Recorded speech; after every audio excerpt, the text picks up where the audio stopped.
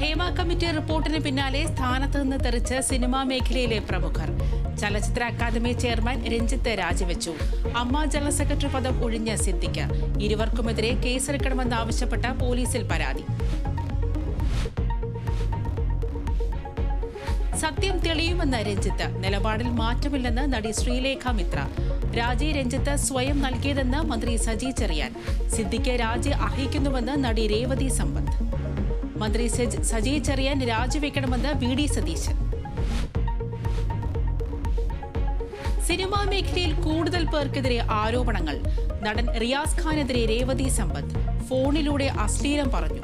മുകേഷിനെതിരെ 2018 ഉയർന്ന ആരോപണം വീണ്ടും സജീവമാകുന്നു. നിയമവും സംവിധാനങ്ങളും അധികാരമുള്ളവർ വളച്ചൊടിക്കുന്നുവെന്ന ആരോപണം ഉന്നയിച്ച കാസ്റ്റിംഗ് ഡയറക്ടർ ടെസ് ജോസഫ്. യുവ സൂപ്പർ സ്റ്റാർ കടന്നുപിടിച്ചെന്ന് നടി സോണിയ മൽഹാർ.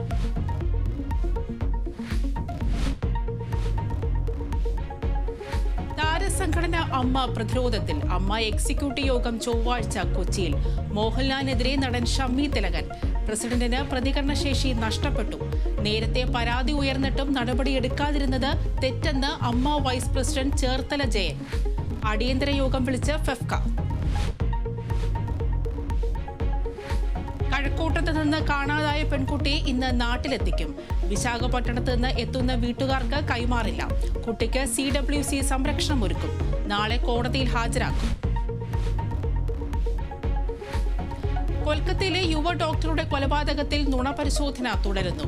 മുഖ്യപ്രതി സഞ്ജയ് റായ്ക്ക് വീണ്ടും പരിശോധന. സാമ്പത്തിക ക്രമക്കേടിൽ RGKR മെഡിക്കൽ കോളേജ് മുൻ പ്രിൻസിപ്പലിന്റെ വീട്ടിൽ CBI പരിശോധന.